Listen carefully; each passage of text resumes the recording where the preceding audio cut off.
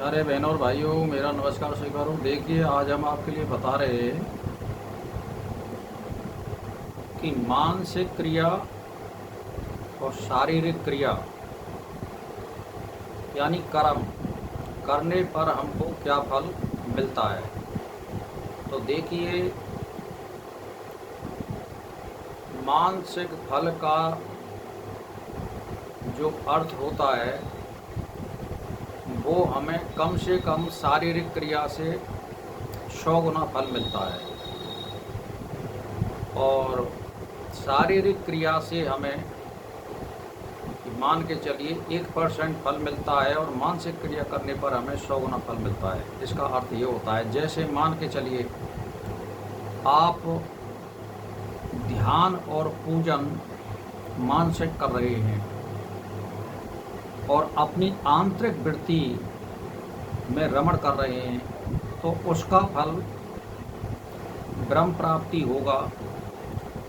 और शारीरिक क्रियाओं का जो फल होता है, हमारे लिए यम नियम को बांध करके एक बाउंड्री में कर्म करने को बाध्य करती हैं, जिससे हम एक बंधन का भी अनुभव करते हैं और उसके शारीरिक फल में कमी भी आती है, और एक सीमित मात्रा में हमें फल मिलता है। तो देखिए, जिस प्रकार उपासना संबंधी शारीरिक क्रिया की भांति मानसिक क्रिया भी फल देने में समर्थ है, दोनों ही समान फल मिलता है। उसी प्रकार फल अग्नोत्री से भी मिलता है, यानी ये अग्नोत्री जो करते हैं हवन वगैरह, ये शारीरिक क्रिया है। यह बात कठोर उपनिषद में यमराज ने नचिकेता को बताई है। यमराज ने कहा कि इस अग्नोत्री का 3 बार अनुष्ठान करने वाला मनुष्य या स्त्री मृत्यु से तर जाता है, अर्थात उसके पाप खत्म हो जाते हैं। जैसे मान के चलिए आपने 1 संवत्सर यानी 1 वर्ष तक आप उत्तरायण में और शुक्ल पक्ष में और गुरु और शुक्र उदय होने में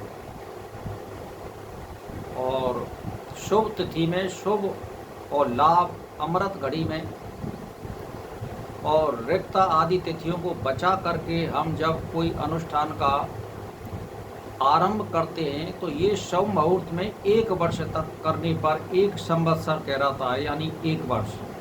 इसको एक अनुष्ठान कहते हैं या पुनश्चरण कहते हैं।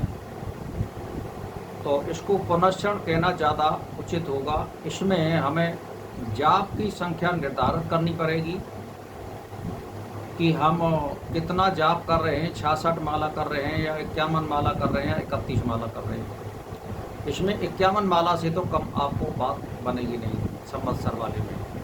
फिर इसमें दशमांश हवन भी करना पड़ता है डेली, और 2-2, 3-3 घंटे मंत्र का जाप करना पड़ता है, और वो भी वेद का मंत्र होना चाहिए।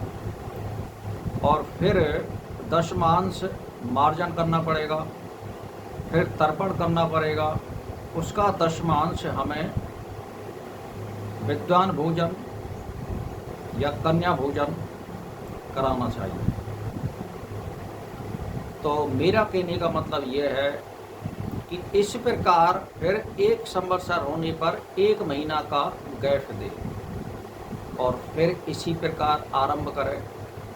1 संवत्सर नियमबद्ध तरीका से एक ही समय पर जाप होना चाहिए, और झूठ सांस से बिल्कुल परे रहे, और उसमें आहार शुद्धि भी होनी चाहिए। 1 टाइम भोजन या फलाहार या दूध से करें, यही उत्तम रहेगा। 1 टाइम से भोजन तो इसमें ज़्यादा चलेगा ही नहीं संवत्सर में। फिर जो है आप 1 महीना का गैप दीजिए, और फिर तीसरी साल करिए।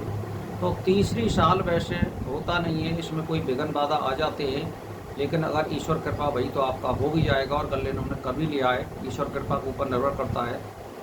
तो जब आप 3 साल कर लेते हैं, तो मेरा कहने का मतलब ये है, आप जो जीवन में हमारे जो कष्ट थे उनको वो पार हो जाता है, यानी उसकी सुखमय मृत्यु होगी, और पिछले जो पाप थे उनको वो ख़त्म कर चुका है। इसका मतलब ये होता है। तो अब इसमें क्या है कि अत्यंत शांति को प्राप्त होता है। कठोर उपनिषद में इसलिए यही मानना चाहिए कि अग्नोत्री भी मुक्ति का कारण है। शंका यही है कि हमें मतलब कहने का जो कर्म है, हमें कोई फल नहीं मांगना चाहिए। निष्काम कर्म करने पर अग्निहोत्री से मुक्ति होना संभव है, किंतु कर्म को भी मुक्ति का हेतु बनाया जा सकता है, यानी निष्काम कर्म से। कठोपनिषद में कहा गया कि यज्ञ, दान, तप रूप तीनों कर्मों को निष्काम करता है और इस प्रकार जो करने वाला होता है मनुष्य जन्म मृत्यु से तर जाता है। जो निष्काम करता है, जिसके कोई फल की इच्छा नहीं होती है, इससे यही सिद्ध होता है कि निष्काम कर्म भी मुक्ति का हेतु है। गीता में भी निष्काम कर्म पर बल दिया गया है।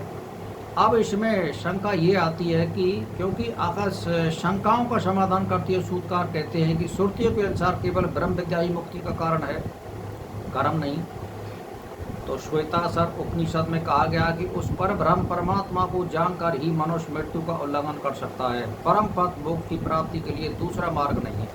इस प्रकार एकमात्र ब्रह्म ज्ञान को ही मुक्ति का कारण बताया गया है, कर्म को नहीं। कठोपनिषद में यमराज नचिकेता से कहते हैं कि अपने ही हृदय में स्थित परमेश्वर को जो ज्ञानी देखते हैं उन्हीं को शाश्वत आनंद प्राप्त होता है, दूसरों को नहीं। इसीलिए पहले अग्नि विद्या के प्रकरण में जो मुक्ति की बात कही है वह है स्वर्ग लोक में स्तुति करने के लिए गौण रूप से कही गई है। मेरा कहने का मतलब ये है कि आप अग्निहोत्री अगर लगातार करते हैं तो इसमें कोई बाधा नहीं है, बशर्ते आप उसमें फल इच्छा मत लगाइए, निष्काम कर्म कीजिए। कोई भी इच्छा संकल्प नहीं होना चाहिए।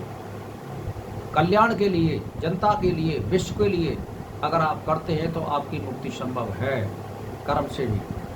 और जब कर्म करोगे तो जब शुद्ध आत्मा का एक उदय होगा तो हमारी बुद्धि में कभी गलत विचार नहीं आएंगे और संकल्प गलत नहीं होंगे और वो परमार्थ में आत्मा मुड़ जाएगी और हम परमार्थ का ही कार्य करते रहते हैं।